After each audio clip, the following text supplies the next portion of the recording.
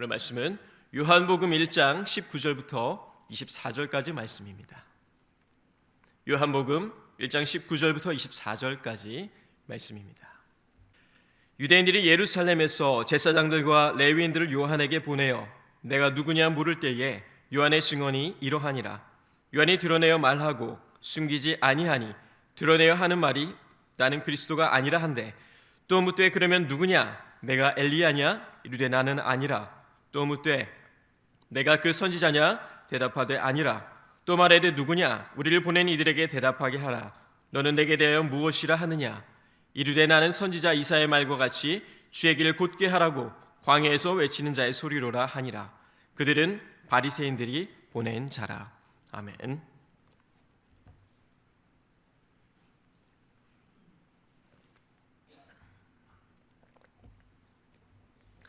오늘 말씀의 제목은 나는 아니라 나는 소리라 라는 제목으로 말씀 나누도록 하겠습니다. 오늘 본문 요한복음은 예수가 하나님의 아들이시고 그 아들이신 예수는 창조와 구원과 회복의 능력, 즉 신성을 가지신 하나님이시다라는 대주제를 가지고 시작됩니다. 그리고 그 하나님이신 예수를 1장부터 15장까지 생명의 떡이요 세상의 빛이요 선한 목자요 부활과 생명이요 길과 진리요 참 포도나무로 비유를 하면서 예수가 유일한 생명의 공급자이며 어둠을 물리치는 승리자라고 증언하고 있습니다. 우리 요한복음 20장 31절 말씀 보겠습니다.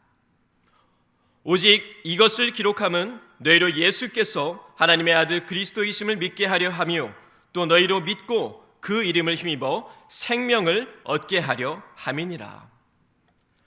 그런데 오늘 본문을 보면요, 이 광야의 쿰란 동굴에서 에세네파의 일원이었던 한 사람이 이 생명의 복음을 전하기 위해서 광야에 나가 있습니다.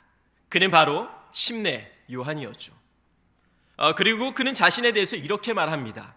나는 내 뒤에 오시는 이의 신들매를 풀기도 감당하지 못할 존재다 라고 말을 했죠.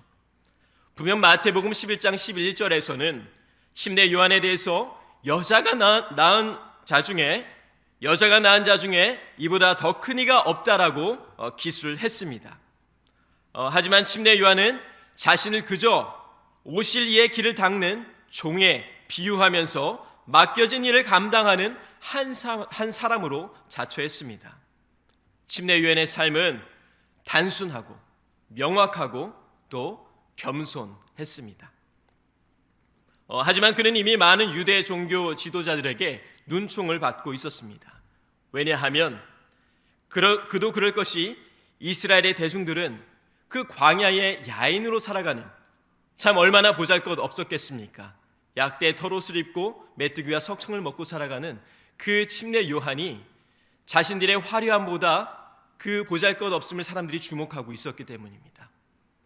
그 보잘것 없음을 왜 사람들이 주목하고 있었을까? 바리새인들은 그것을 보며 위협적으로 느꼈고 견제가 되어졌습니다. 마태복음 3장 5절로 6절 말씀입니다. 이때에 예루살렘과 온 유대와 요단강 사방에서 다 그에게 나와 자기들의 죄를 자복하고 요단강에서 그에게 침례를 받더니, 상황이 이렇다 보니 요한은 예루살렘 지도자들에게 눈의 가시거리였습니다. 그뿐 아니라 침례 요한의 회개와 심판의 외침은 그들의 양심의 거리낌을 주고 마음을 불편하게 만들었습니다. 왜냐하면 그 외침은 사람의 말이 아니라 살아계신 하나님의 말씀이었기 때문입니다. 우린 가끔 말씀을 통해 마음의 찔림을 받을 때가 있습니다. 그러면 그 찔림에 대해서 여러분 감사하시길 바랍니다. 우리는 그러한 찔림들이 있어야 하나님 앞에 바르게 살아갈 수 있는 죄인들이기 때문입니다. 그리고 그 많은 찔림을 통해서 하나님 앞에 우리의 양심이 또한 살아있다는 증거로 삼으시길 바랍니다. 바로 이러한 정황 속에서 이제 유대 지도자들은 이 문제를 해결하기 위해서 사람들을 보냅니다. 그것이 19절에 나와 있습니다. 19절입니다. 유대인들이 예루살렘에서 제사장들과 레위인들을 요한에게 보내요. 이때 이 유대인들이 누구입니까? 24절에 나와 있죠. 그들은 바리새인들이 보낸 자라. 유대인들은 바리새인들이었습니다. 여러분, 바리새인이 누굽니까? 예루살렘 최고 의결기관 산헤드린 공의회를 대표하는 사람들이었습니다. 이들이 자신의 수하에 있던 중간급 제사장과 또 제사를 돕던 레위인 몇 명을 함께 보낸 겁니다. 누구에게 보냈습니까? 광야에 있는 침례 요한에게 보냈습니다. 그리고 그들을 보내어 이젠 요한을 추궁하려고 합니다. 요한을 궁지로 몰아 넣으려고 합니다. 더 이상 그가 떠들지 못하도록 하기 위해서 말입니다. 그리고 사실 이들은 내심 속으로는 궁금했습니다. 침례 요한이 진짜 누굴까? 그래서 찾아가 총 4번의 질문을 던집니다. 그 첫 번째 질문이 19절 말씀에 나와 있습니다. 19절입니다. 유대인들이 예루살렘에서 제사장들과 레위인들 요한에게 보내어 내가 누구냐 물을 때에 요한의 증언이 이러하니라. 이들이 이제 요한에게 물어봅니다. 네가 누구냐? 네가 누구냐? 마치 무슨 영화의 대사 같습니다. 네가 누구냐? 사실 이 질문은 단순한 질문입니다. 그러나 그 단순한 질문 안에 많은 질문을 담고 있습니다. 풀이하면 이렇게 됩니다. 도대체 너의 정체가 뭐냐? 내가 진짜 메시아냐? 아니면 너희 배후에 누군가 있는 거 아니냐? 그것도 아니면 네가 그렇게까지 해서 얻고자 하는 것이 진짜 무엇이냐라는 것이었습니다. 그러자 20절 말씀에 요한이 이렇게 대답합니다. 20절입니다. 요한이 드러내어 말하고 숨기지 아니하니 드러내어 하는 말이 나는 그리스도가 아니라 한데, 요한은 자신이 무엇이라고 대답했습니까? 그리스도가 아니라라고 대답했습니다.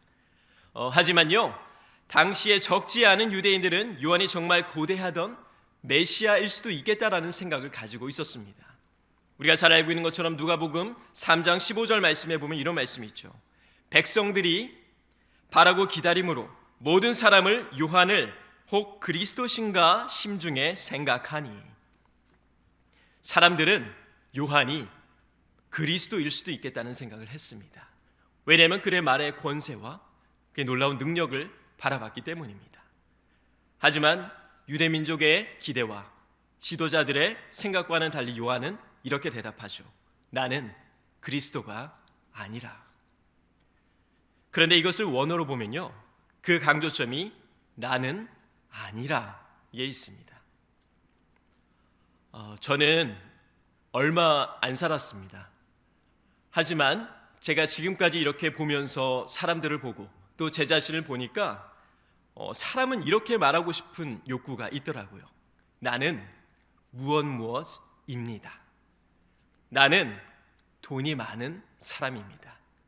나는 재능이 많은 사람입니다. 나는 이렇게 좋은 건물을 가지고 있는 사람입니다. 나는 무엇입니다.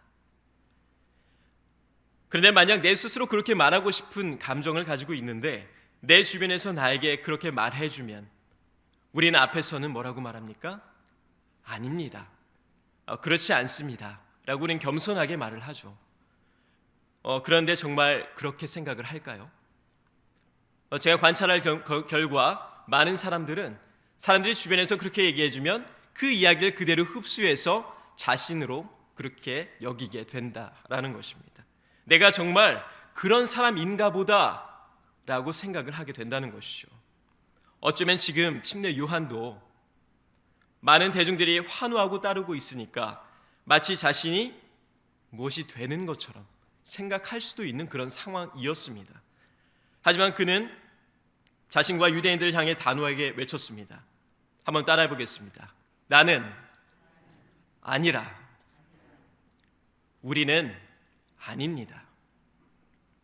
우리는 그저 예수 그리스도를 드러내는 방편에 불과합니다. 그런데 우리가 어느 순간부터인가 자신이 그 자리를 대체하고 예수 그리스도가 내 안에 중심에 계셔야 되는데 그 자리에 내 자아가 자리 잡고, 그래서 예수가 아닌 그 이름을 외치지만 내가 여전히 그 자리에 머물러 있는 모습, 우리가 때로는 주변의 환경 때문에 그렇게 되기도 하고 스스로 그렇게 여길 수도 있다라는 것입니다. 우리는 이것을 때로 경계하고 또한 조심해야 될 줄 믿습니다. 우리의 삶과 사역 가운데 오직 예수 그리스도만이 더욱 드러나게 되기를 소망합니다. 이어서 21절 말씀 보도록 하겠습니다. 21절입니다. 또 묻되 그러면 누구냐? 내가 엘리야냐? 이르되 나는 아니라. 이제 첫 번째 의혹은 사라졌습니다. 요한 스스로가 자신이 그리스도가 아니라고 했기 때문에 이제 두 번째 질문을 합니다. 그럼 네가 엘리야냐? 이 질문을 한 이유는요, 구약성경 말라기서에 나온 예언 때문이었습니다. 말라기 4장 5절 말씀 보도록 하겠습니다. 보라, 여호와의 크고 두려운 날이 이르기 전에 내가 선지자 엘리야를 너희에게 보내리니. 1세기 이스라엘 유대인들은요, 이 최후의 심판이 임하기 전에 죽지 않고 이 불병거를 타고 하늘로 올라갔던 이 엘리야가 다시 승천했다가 재림하여 내려올 것을 믿고 있었습니다. 그래서 이 질문에 대한 침례 요한의 대답 역시 나는 엘리야가 아니라 였습니다. 하지만 누가복음 1장 17절 말씀을 보면 이렇게 되어 있습니다.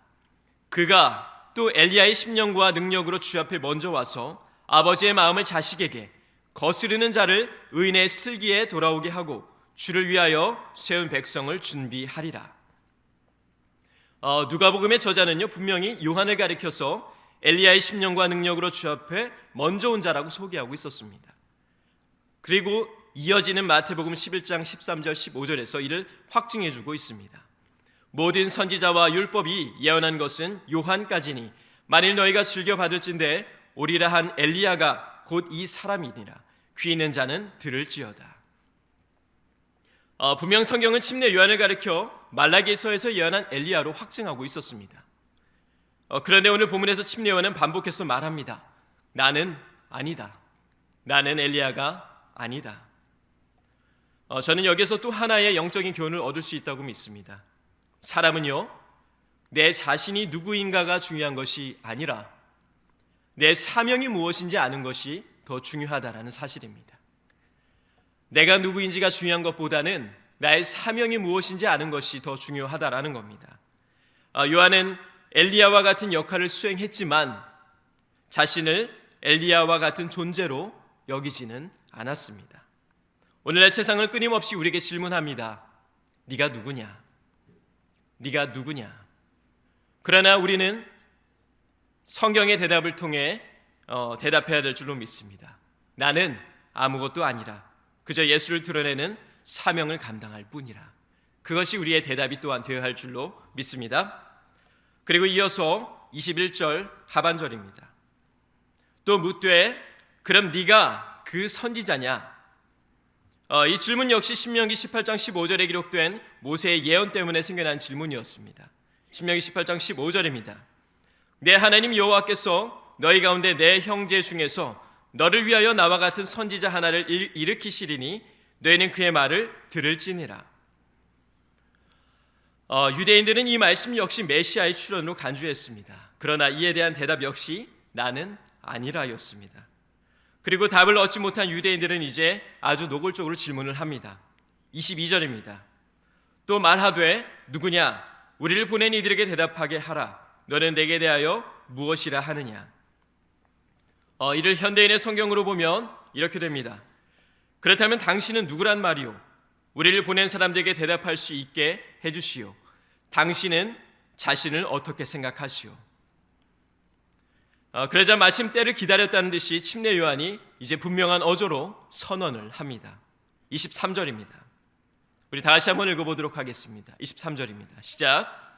이르되 나는 선지자 이사야의 말과 같이 주의 길을 곧게 하라고 광야에서 외치는 자의 소리로라 하니라.